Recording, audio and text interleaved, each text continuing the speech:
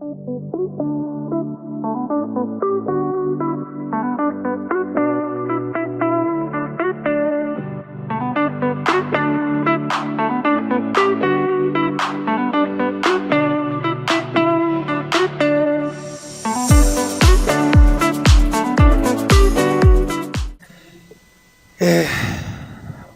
a cerrar nuestros ojos ahí en nuestro lugar.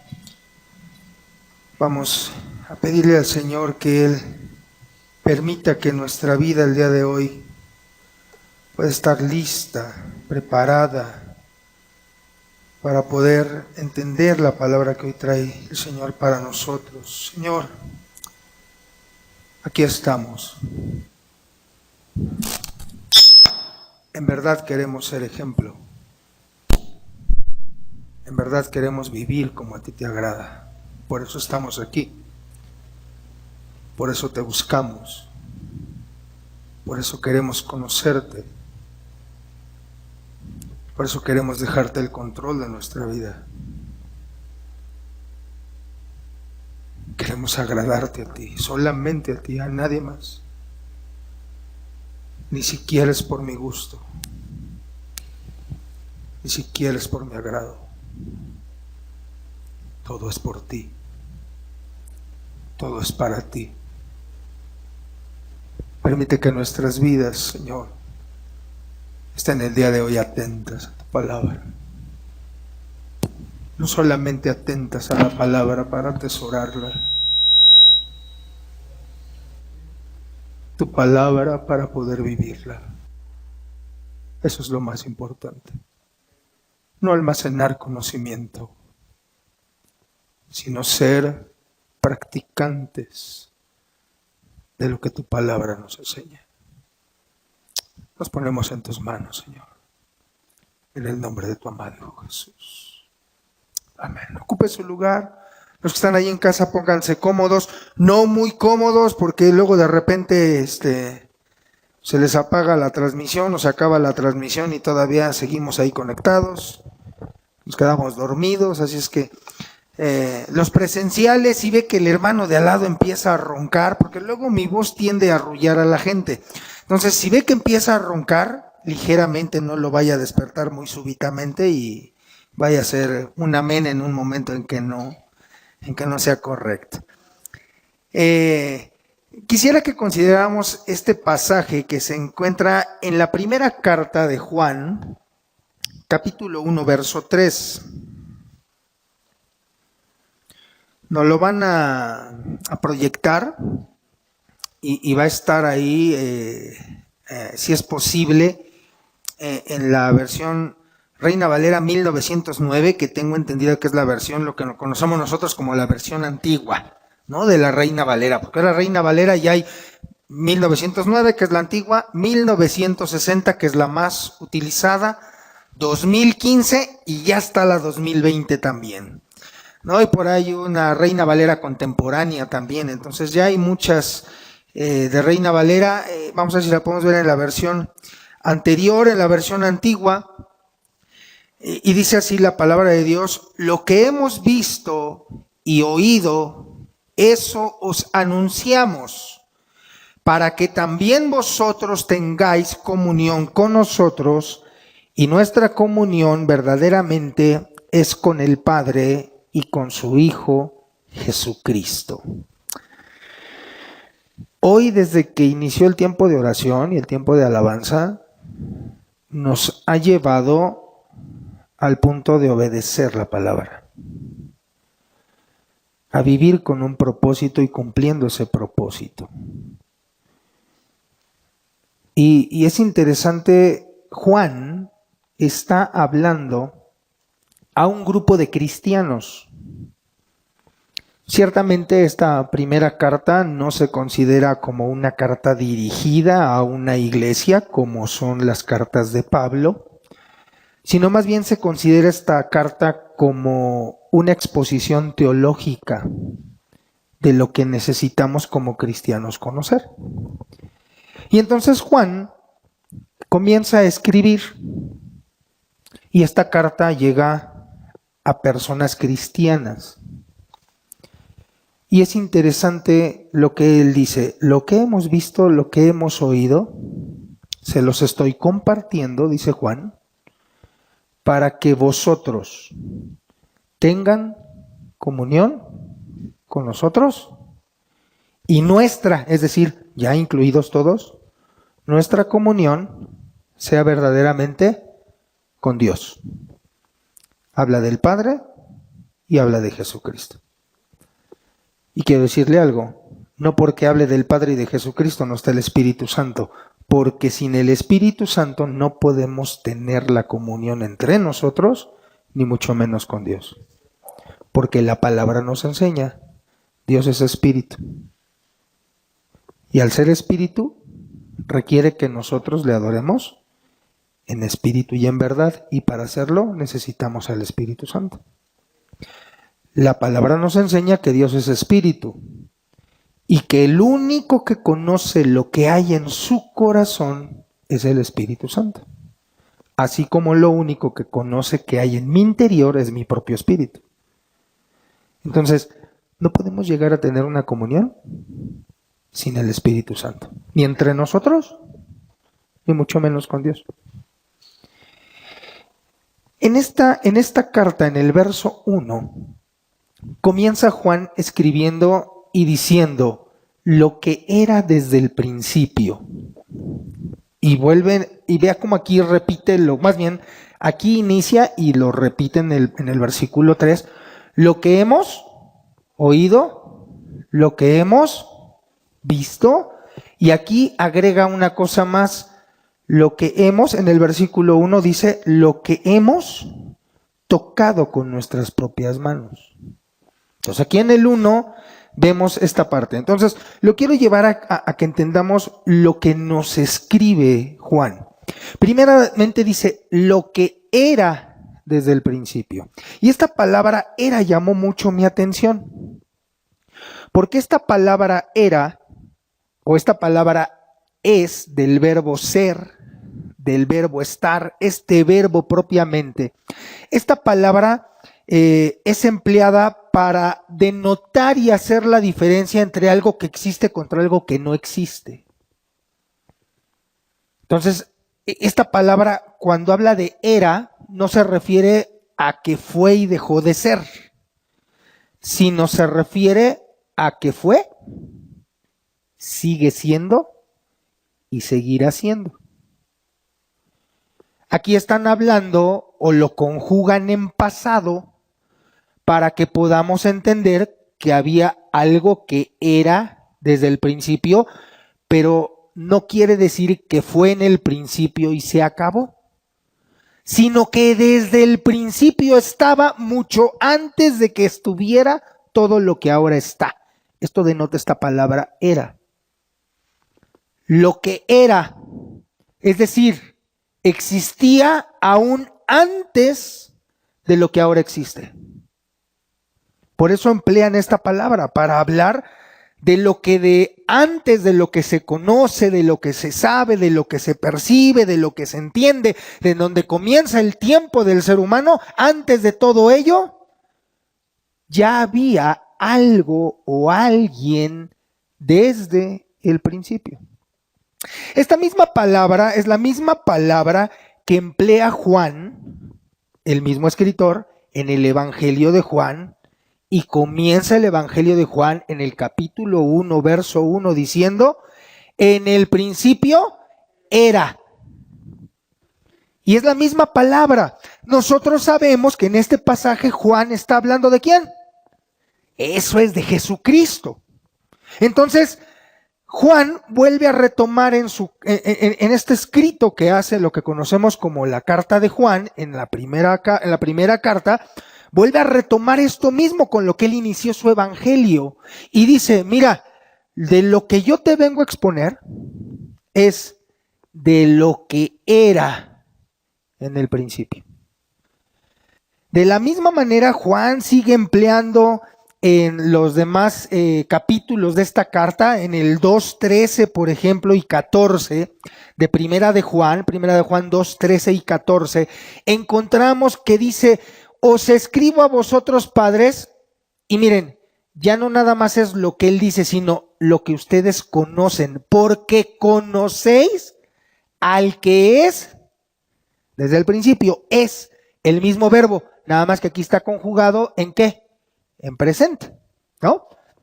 En la primera carta, bueno, en el primer versículo del primer capítulo, en el Evangelio de Juan, lo conjuga, o se conjuga en pasado, pero realmente el verbo es un verbo continuo. De tal manera que habla de lo que era, pero que sigue siendo, que no ha dejado de ser y que no dejará de ser. Por eso lo presenta de esta manera. Y aquí en el 13 y en el 14 escribo a vosotros, padres, porque conocen. Y en el 14 otra vez, les escribo a vosotros, padres, porque habéis conocido al que es desde el principio. Cuando nosotros vemos que Juan utiliza esto lo hace para exhortar al creyente, para animarlo. ¿Para animarlo a qué? Número 1, a que sepan en qué está cimentada su fe y en quién está cimentada su fe. No está cimentada en los dichos de los apóstoles, no está cimentada en las frases que ellos tienen, sino todas las palabras de los apóstoles están respaldadas por el que era desde el principio.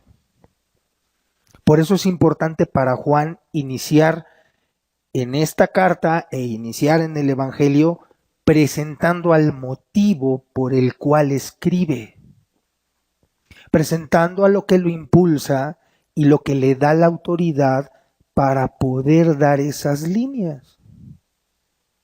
Y presenta diciendo el que era desde el principio, lo que era desde el principio. Y aquí en el verso 1 dice, les anunciamos a este que existe desde el principio, a quien hemos visto, a quien hemos oído. Y dice lo que nuestros propios ojos vieron y nuestras propias manos tocaron. Ahora, cuando empezamos a ver esta parte, lo que hemos oído, esta parte de lo que hemos oído no es solamente cuando escuchamos algo. Hay diferencia entre oír y escuchar, ¿verdad? En uno se requiere poner la atención total, que es en la escucha. Tan es así que cuando hay personas nuevas que van al departamento donde nosotros estamos, tardan un buen ratito en acostumbrarse al sonido de los aviones, hasta que dejan de ponerle atención. Ahora que tuvimos nosotros que salir a otro lado, era impresionante los primeros días y ya hasta sabíamos, cuando sonaba el tren, el chuchu del tren, eran las 12 de la noche. Y le poníamos atención y yo veía que los demás roncaban, menos los que no estábamos acostumbrados, ¿no? Pero ya después del tercer día, ya el chuchu del tren ya. Oye, ¿cuántas veces sonó la primera vez? Pues mira, sonó a las 12, a las 12:15, a las 12:25, a las 12:39.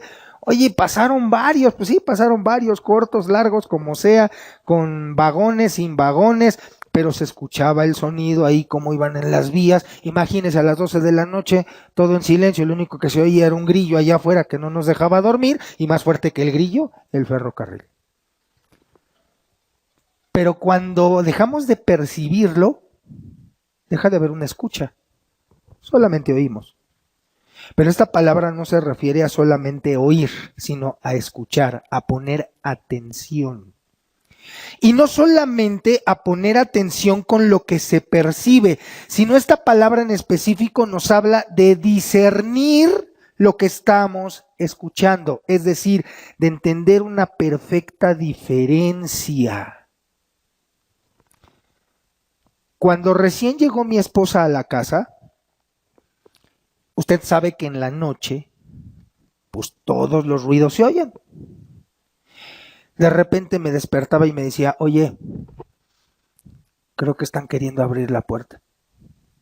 Ponía atención Y yo que ya llevaba ahí toda la vida, porque llegué a los 9 meses, ¿verdad? A los 9 meses llegué a la casa, ¿no? Entonces, yo que llevaba ahí toda la vida, tengo 48, por si usted quiere hacer cuentas ahí más o menos, pues quítele 9 meses a los 48, más de enero a la fecha, pues agréguele los 8 meses, es decir, 47 años, 11 meses. Y entonces, dormido, con los ojos cerrados, nomás paré la oreja, dije, nah, son los vecinos de ahí arriba, síguete durmiendo. ¿Había una diferencia? Ella todavía no sabía discernir, entender la diferencia entre la puerta de nosotros y la puerta del de arriba. Y parece cosa que dice, ay, ponga usted atención. Es más, yo le aseguro que usted ya hasta tiene perfectamente conocido, ¿sabes qué? No cerraron bien la llave del lavabo. Oye, el clink, clink, clink. Oye, no cerraron la del fregadero, la de los trastes, porque se oye diferente el clean. Es el mismo clean, es la misma agua, es la misma velocidad, pero suena diferente, porque son materiales diferentes o porque están a alturas diferentes. Y eso sabe que hace un sonido diferente. Pero una persona nueva y que es la primera vez se va a parar y va a empezar a buscar por todos lados dónde está el clean. Pero una persona que ya tiene tiempo, que ya sabe dónde está la fuga, que ya sabe los problemas, que ya sabe cómo suena, que ya se tuvo que parar en otras ocasiones a cerrar las diferentes llaves, ya sabe a cuál llave se dirige, porque discierne perfectamente lo que está escuchando. Y Juan nos está diciendo aquí en esta carta lo que hemos escuchado y no nada más lo que hemos oído y lo que medio entendemos o lo que queremos entender o lo que les queremos compartir. No, lo que perfectamente discernimos, es decir, tenemos el entendimiento de lo que hemos oído. Es lo que está diciendo Juan. No nada más lo que escuchó, porque Radio Pasillo dice muchas cosas. Pero muchas veces las cosas que dice Radio Pasillo no son verdad. Pero lo que está diciendo Juan, les está diciendo, les estamos nosotros compartiendo y les estamos enseñando lo que por nuestro oído ha pasado. Y hemos discernido, es decir, tenemos perfectamente bien entendido la diferencia de todo lo que se ha dicho y sabemos lo que es verdad y esto te compartimos. Es lo que está diciendo Juan aquí en el capítulo 1. Entonces, lo que hemos oído. Juan tenía verdaderamente un oído agudizado para escuchar a Dios, para entender de Dios. Y esta palabra de escucha es usado para entender que hemos escuchado la voz de Dios. Y esto es interesante, porque muchas personas se paran ante otras para decir, Dios me dijo. ¿Verdad que lo hemos oído? Está bien. Pero el punto no es que Dios me lo haya dicho a mí. El punto es que tú puedas discernir si verdaderamente Dios no solamente me lo dijo a mí, sino te lo está diciendo también a ti. Esa es la importancia de escuchar. No se trata de venir y perdón por la expresión, pero de tragarnos todo lo que nos dicen detrás de un púlpito. Sino se trata de que nuestro oído pueda discernir, es decir, conocer la diferencia entre si es la voz de Dios o no es la voz de Dios. Entonces podrá venir el que sea y podrá venir quien sea y me podrá decir y le podrá decir a usted, Dios me dijo, pero si mi oído está verdaderamente afinado, como el de Juan, podemos decir, yo sé si es o si no es la voz de Dios. ¿Y sabe qué da eso? ¿O cómo lo puede lograr? ¿Cuánto tiempo cree que se tardó mi esposa en aprenderse todos los sonidos del departamento? No fue de un día para otro. Porque además no siempre suenan los mismos ruidos. Pero ¿sabe qué le hizo conocer esos ruidos? Precisamente el estar en ese lugar, el poner atención, el investigar. ¿Qué tenemos que hacer tú y yo para escuchar la voz de Dios? Tener comunión con Dios, buscarlo, anhelarlo, desearlo, leer su palabra, entenderla, practicarla. Eso nos va a enseñar a tener una escucha como la de Juan, en donde vamos a poder discernir si es o no es la voz de Dios. Hoy en día hay tanta información en las redes sociales y a veces provienen de sitios que nosotros consideramos confiables, pero muchas veces la información no es la correcta. Por eso tenemos que estar muy atentos a lo que leemos, a lo que escuchamos, a lo que miramos, a lo que palpamos. Juan está diciendo, lo que te voy a decir, lo que te voy a enseñar, ha sido pasado por un oído que sabe discernir la voz de Dios. Eso es lo que quiere decir en esta parte, lo que hemos oído. Pero también sigue diciendo, lo que hemos visto. Y podemos mirar, pero la misma palabra también nos dice que a veces somos tan, ¿cómo puedo decirle?, poco observadores.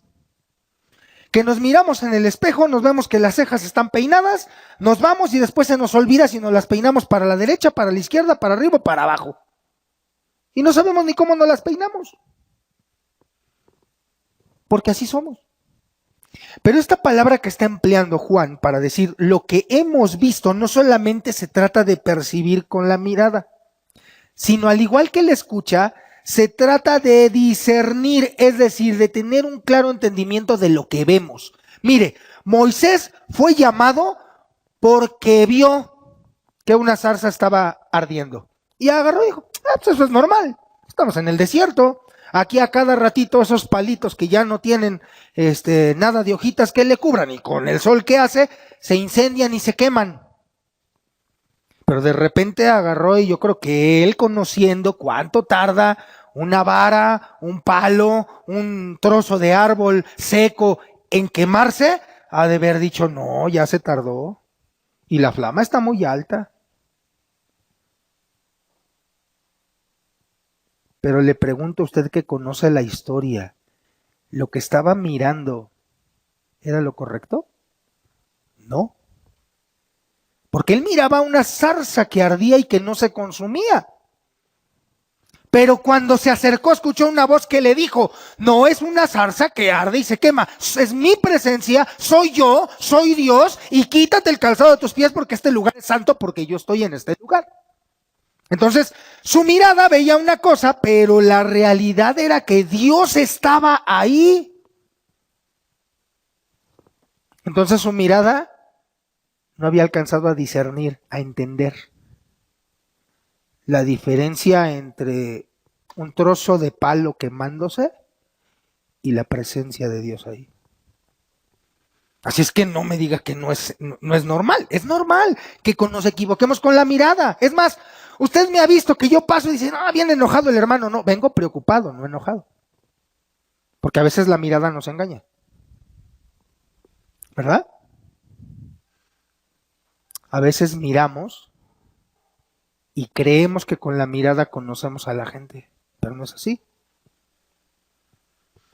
Juan está diciendo, no solamente es lo que mi mirada percibe, sino lo que yo te comparto, mi mirada ha sido agudizada para discernir lo que te voy a expresar. Entonces, ya tenemos dos elementos por los cuales ha sido pasada la información que nos va a dar Juan. La primera, ¿cuál fue? El oído. Una escucha de la voz de Dios. El segundo es la mirada, lo que hemos visto. Y no solamente lo que han visto por fuera, sino guiados por el Espíritu de Dios para entender verdaderamente lo que han mirado. Lo que han mirado.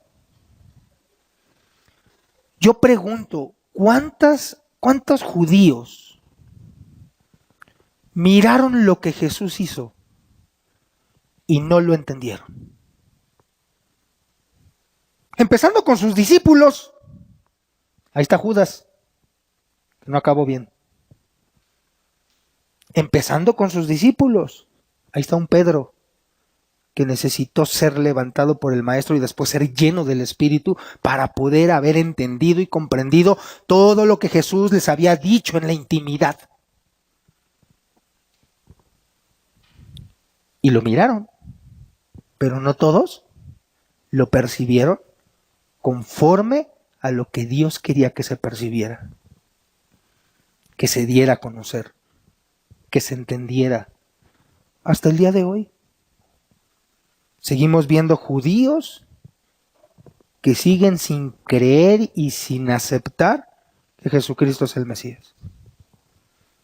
Porque a pesar de las evidencias, siguen mirando lo que ellos piensan que es correcto, pero no están mirando con los ojos del Espíritu de Dios.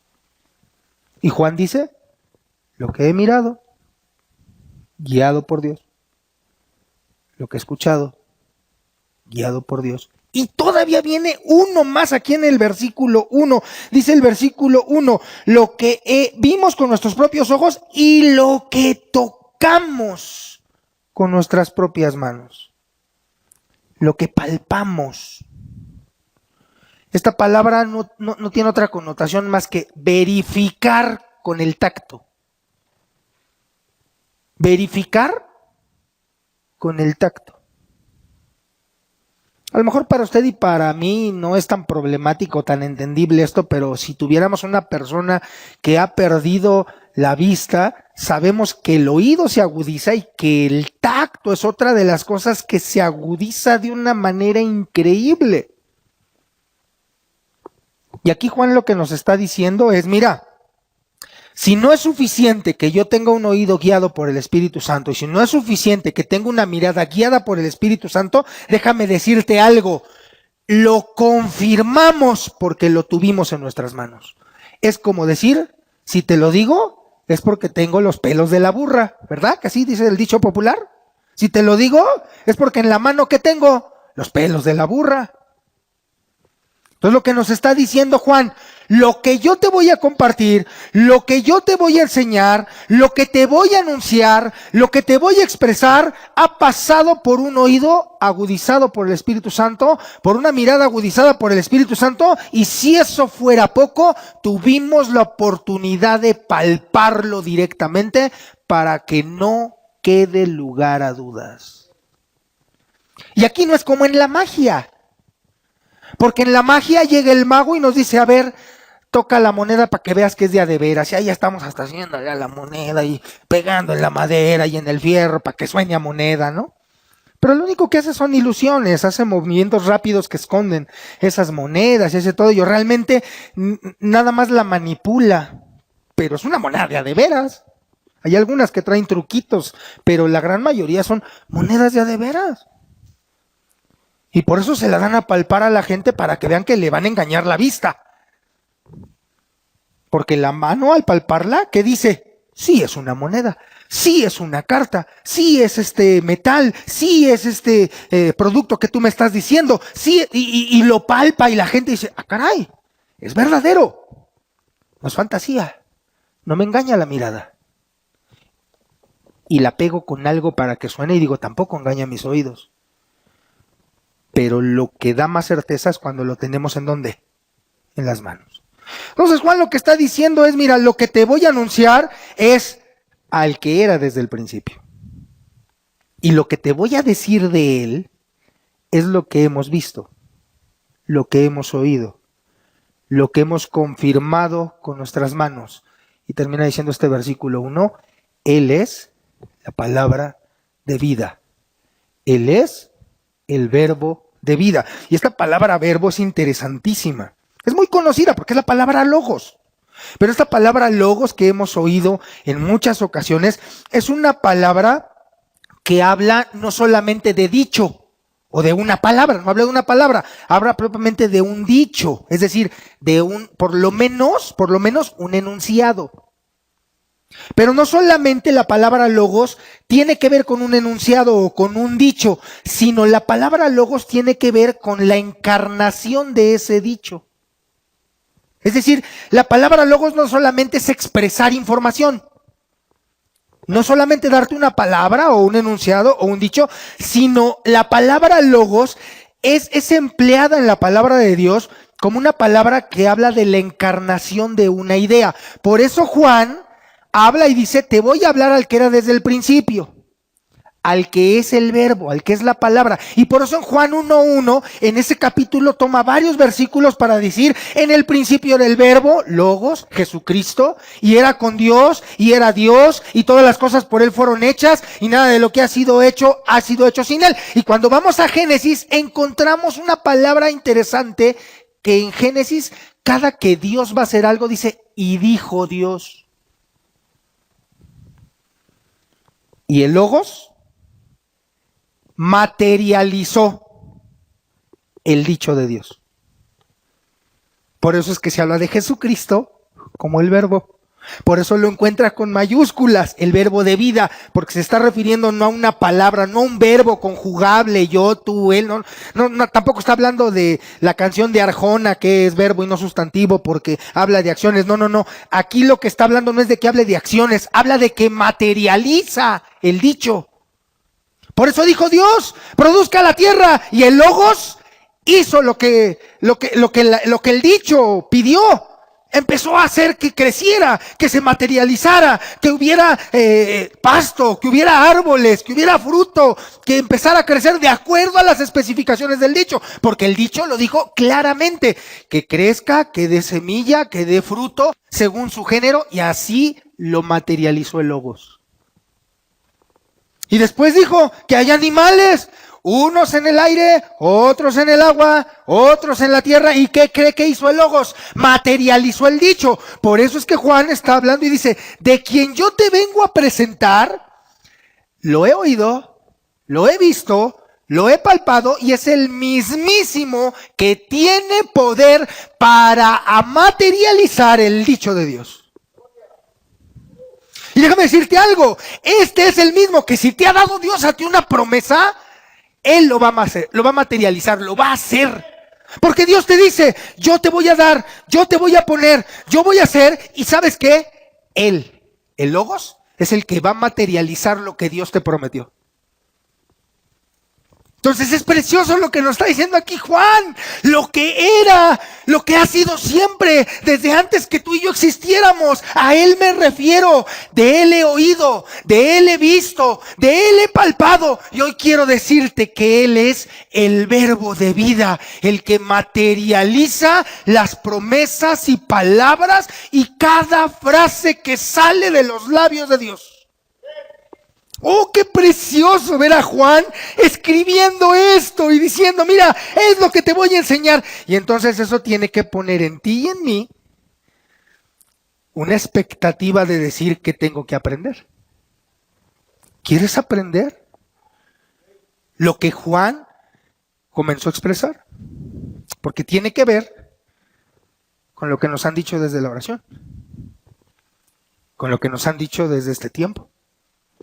Mira, en el verso 3 dice, lo que hemos visto, otra vez, lo que hemos oído, eso te anuncio, para que también vosotros tengáis ¿qué? Este es lo primero que nos quiere enseñar hoy Juan. Para que tengas comunión. De manera general hemos hablado de comunión como tener algo en común. Y es correcto. Es correcto. De manera general hemos hablado de comunión como estar de acuerdo para algo. Pero déjame decirte algo, la palabra comunión va más allá en estar de acuerdo. Va más allá en compartir el mismo deseo. Porque hay cosas que yo no deseo, pero que tú deseas, pero que tengo que tenerlas en común contigo. Y hay cosas que yo deseo, que tú no deseas, pero que tienes que tener en común conmigo. Primeramente dice, te anuncio para que tengáis comunión con nosotros. Es decir, primero vamos a ponernos de acuerdo tú y yo. ¿Sabes qué va a lograr esto? Va a terminar la división en un lugar. Va a terminar con las habladurías de otros. Porque hoy en día, lejos de venir y arreglar el problema, se nos hace fácil mejor hablarlo y expresarlo a nuestra forma. No quiero decir a nuestra conveniencia, porque cada quien va a tener su conveniencia. No tiene mucho que se tuvo que presentar evidencias para deslindar lo que una persona había dicho. Y la contraparte y el juez están esperando a la contraparte que entregue sus evidencias para soportar lo que ha dicho. Así es como se lleva un caso, de manera general. Llega alguien y acusa. Me hizo. Ah, muy bien. Te hizo, sí, está bien. Vamos a iniciar, empezamos a averiguar. A ver, ven, que tú le hiciste. Aquí están las pruebas de que yo no lo hice. Presento una, presento dos, presento tres, presento cuatro, presento esto, presento testigos, presento lo demás. Yo no lo hice. ¿Qué tiene que hacer la autoridad? Pues ahora mandar a llamar al que acusó para decirle, a ver, aquí están todas estas pruebas que dicen que no lo hizo. ¿Dónde están tus pruebas de que sí lo hizo? Si la persona presenta pruebas de que lo hice, entonces viene un problema fuerte, porque alguna de las dos pruebas es falsa. Y se pone complicado. Pero, si la otra persona no presenta pruebas, pues en automático, ¿no? Si no tienes pruebas y el otro tiene pruebas, ¿quién tiene la razón? El que tiene las pruebas. No tenemos las cosas en común. Pero qué bonito es que podamos decir, ven, no te preocupes por haberme acusado. Te perdono y te amo. No pasa nada. No hay problema. No sé qué te llevó a hacerlo, pero te amo y te perdono. ¿Somos capaces de tener esa comunión? Piénselo, porque yo hoy le puedo decir que sí, pero no sé si el día de mañana Dios agarre y me diga, a ver si es cierto, ¿verdad? Entonces, mejor piénselo y dígame, sí, hermano, sí, adelante. Si podemos tener esa comunión, vamos, bien. Porque es lo primero que nos pide, que tengamos comunión ¿entre quién? Entre nosotros. Pero si aquí usted ya se enojó conmigo, yo ya me enojé con usted, ya nomás lo veo y hasta cara le pongo. Me ve usted y hasta cara me pone. Pregunto, no estamos de acuerdo, eso es seguro. Pero la comunión no tiene que ver con estar de acuerdo. Tiene que ver con que aunque no estoy de acuerdo, los dos somos hijos de Dios, los dos somos hermanos en Cristo y los dos tenemos que vivir conforme lo dice la palabra. Y ahorita vamos a ver algunas cosas de la comunión. Porque si no hay una comunión entre nosotros, pues ¿cómo quiere venir a tomar Santa Cena para tener comunión con el Padre? Ese sí se la nada, oye, esa es otra historia que también tendríamos que ver, porque primero es la comunión entre nosotros y después dice la comunión verdadera. Es decir, si no tenemos una comunión entre nosotros, no podemos aspirar a tener una verdadera comunión con Dios. Y lo dice la palabra. No me venga a decir como los que andan ahí en Facebook diciendo, ay, esos predican a su conveniencia. A mí no me conviene predicárselo, pero se lo tengo que decir. Porque no crea que yo estoy en 10, ¿eh? Para mí esto ha sido una patada de mula tan fuerte que todos los días he tenido que aprender a buscar a tener comunión con el que no tengo comunión. Y eso implica un cambio en mi actitud. Y ha implicado inclusive que tengamos que ir a pedir perdón o que tengamos que ir a preguntar qué pasó. Y se lleva uno cada sorpresa. Pero si en verdad lo que hoy nos está diciendo Juan quiere que se materialice en su vida, dígale a Dios, quiero tener comunión con mis hermanos. Y el Logos puede materializar eso en su vida. Dice aquí Juan, que está hablando a este grupo de creyentes, ¿no? Lo que los hemos anunciado, lo que hemos visto. Les anunciamos lo que hemos oído, que debemos de tener comunión unos con otros. Ahora, Juan fue uno de los que estuvo con Jesús y vio la conducta de Jesús. De alguna manera pudo ver cómo Jesús se comportó. También Juan pudo escuchar de Jesús muchas cosas, y entre ellos mandamientos. Ahorita vamos a tratar uno de ellos. Así es que Juan, con toda la certeza, nos puede decir y puede dar testimonio de que lo que Jesús habló fue respaldado con sus acciones. Y comunión fue una de las más grandes cosas que Jesús buscó siempre con todos. Siempre buscó Jesús restablecer comunión. De hecho, una de las principales cosas por la que Él se hizo hombre y vino a este mundo es para restablecer la comunión entre nosotros y el Padre. Pero sabía que para restablecerla tenía que restablecer la comunión entre nosotros. Mire, Lucas 19 del 1 al 10, no lo vamos a leer todo, pero a lo mejor nos lo van a estar pasando ahí en pantalla, lo que es este pasaje. Es un pasaje muy conocido, es Zaqueo, un pequeñito así, decíamos, cantábamos, que vivió en Jericó, y al pasar Jesús por ahí se subió al sicómoro, ¿no? Y el Salvador lo vio ahí y entabló la comunión.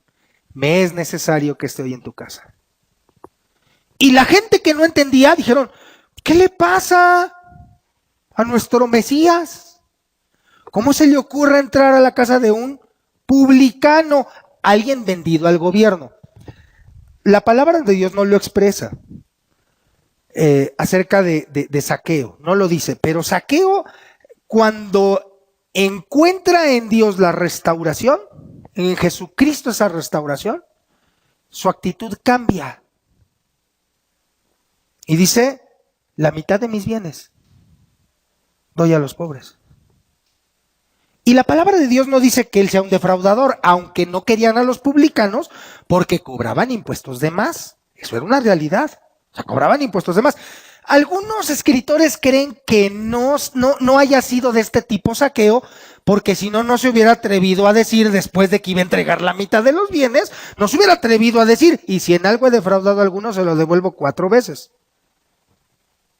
Por eso creen algunos, dicen, no, pues si las riquezas que tenía las hizo de haber cobrado mal, pues al regresarlo no solamente pierde las riquezas, sino muchísimo más, ¿no?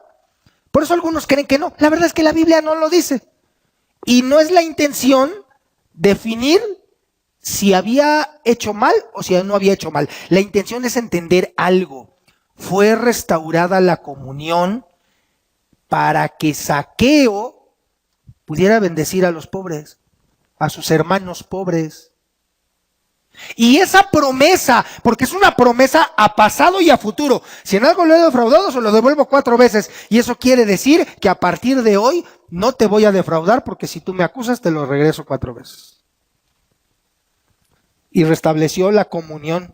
No sé cuántos de los que decían, no, pues sabes qué, mira, mejor ve a pagar los tributos allá con Zaqueo, porque es publicano, pero ¿qué crees? Ese sí es derecho.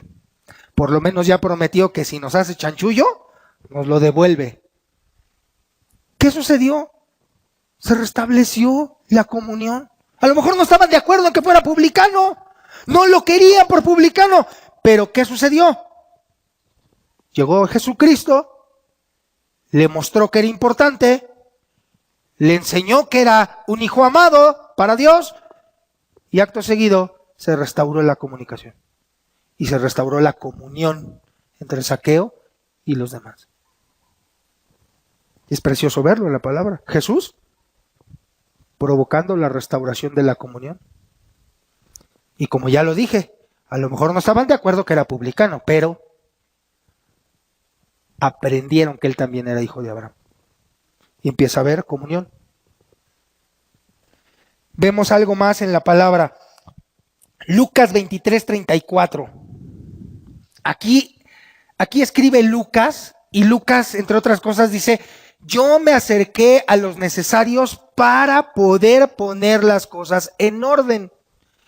Y uno de los que pudo haber apoyado a Lucas, en este caso fue Juan. Porque aquí Lucas está hablando de la crucifixión de Jesús, y la palabra nos dice que Juan estaba al pie de la cruz. Así es que todo lo que expresó Jesús al pie de la cruz, seguramente Juan podía dar testimonio y decir sí lo hizo. Y Lucas dice, Jesús decía, Padre, perdónalos, porque no saben lo que hacen. Jesús pidiendo que no se rompiera la comunión, ni siquiera con sus agresores. Por eso digo que la comunión no solamente tiene que ver con lo que, sí, tú y yo estamos de acuerdo con este proyecto, sí, tú y yo estamos de acuerdo con esta decisión, sí, tú y yo estamos de acuerdo con esto que se va a hacer, sí, tú y yo de acuerdo queremos lo mismo. No, nada más es eso. Sí es eso, pero no nada más. A ver, mira, yo no estoy de acuerdo, pero ¿qué crees? Vamos para adelante. ¿Por qué? Porque así lo determinamos y yo no me voy a oponer. Vamos, juntos, vamos adelante. Eso no va a detener que yo te siga amando. Eso no va a detener que yo siga siendo tu hermano. Eso no va a detener que si requieres mi apoyo te lo doy. Eso no lo va a detener. A lo mejor no me interesa o no me gusta o yo no quiero o yo quisiera otra cosa, pero si eso es lo que se ha dictaminado a hacer, vamos a hacerlo. Eso es comunión. No puedo estar de acuerdo con todo, pero no debe de cambiar mi actitud hacia ti, ni debe de cambiar tu actitud hacia mí. Yo debo de seguirte amando. Tú debes de seguirme amando. Vemos algunos otros detalles aquí. Vamos a Juan 13, 34 y 35. Y aquí vamos a ver cómo Juan escribe un mandamiento que escuchó. Un mandamiento que él escuchó. Juan 13, 34 y 35. Registra un mandamiento sobre la conducta del amor. Dice, esta conducta, 34, 35, ya lo tenemos ahí. Juan 34, Juan 13, 34 y 35. Si no, ahorita lo leemos desde acá, pero para que lo podamos ver. Siempre es importante leer la palabra de Dios.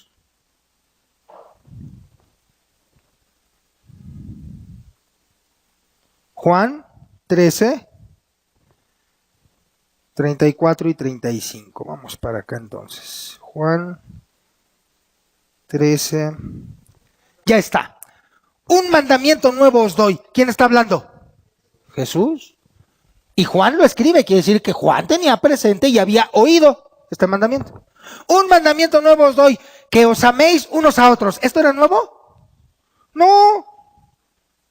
Pero vamos a ver qué era lo nuevo. Lo nuevo es la forma en que se tenían que amar. Eso era lo nuevo. Eso es el mandato nuevo.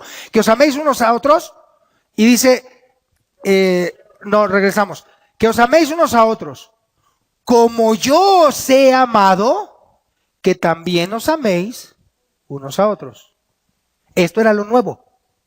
O sea, lo nuevo no era amarse los unos a los otros. Porque Jesús va y le pregunta al joven rico, ¿qué dice la ley? Amarás al Señor tu Dios con todo tu corazón, con toda tu alma, con todas tus fuerzas.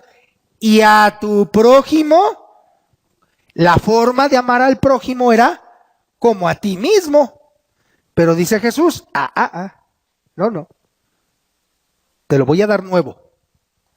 Tienes que amar a tu prójimo, pero no como a ti mismo, sino como yo los he amado. Y la manera de amar de Jesús, yo creo que si empezamos a ver ahorita la forma en que Jesús amó, no acabamos. No terminamos. Pero es interesante.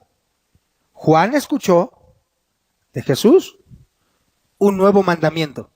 El mandamiento nuevo no era amar a los demás, sino el mandamiento era la forma en que tenían que amar a los demás.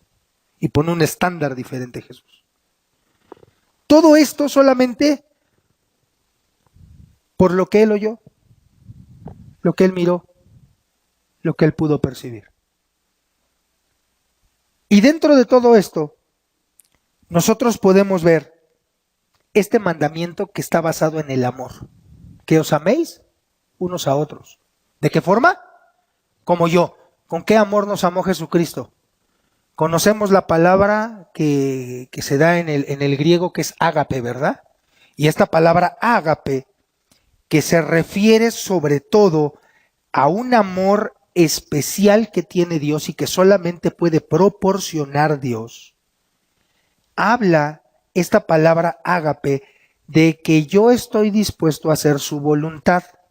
Es decir, a elegir sus elecciones, a elegir lo que Dios eligió, no a elegir lo que yo quiero elegir.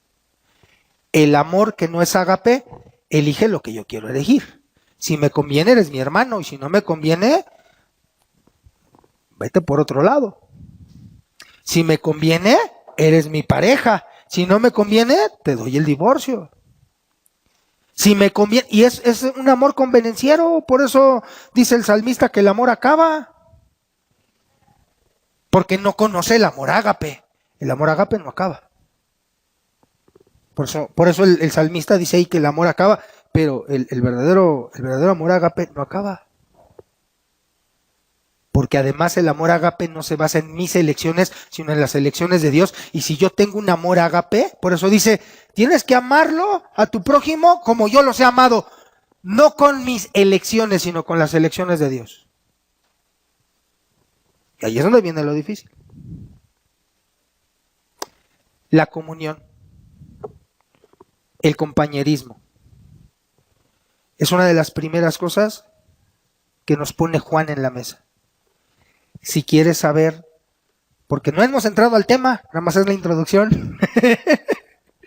Si quieres saber la comunión entre nosotros, te invito a que vengas mañana, a que te conectes mañana y a que podamos analizar algunas cosas en la palabra de Dios acerca de la comunión entre ¿quiénes? Entre nosotros. ¿Me amas? Yo te amo. Me ha costado trabajo demostrártelo, pero te amo. Y le pido a Dios me ayude a poderte demostrar que te amo. ¿Qué te parece si hoy le decimos al Señor, Señor, yo sé que no va a ser fácil, pero si viene de ti, si viene del que eres capaz de materializar la palabra, entonces di la palabra y yo lo podré hacer. ¿Sí? Señor, gracias por este tiempo. Permite que el día de mañana podamos continuar con este tema que tiene que cambiar y regular nuestra manera de actuar, nuestra manera de pensar, nuestra manera de hablar y nuestra manera de tratarnos entre nosotros. Gracias, Dios. Amén.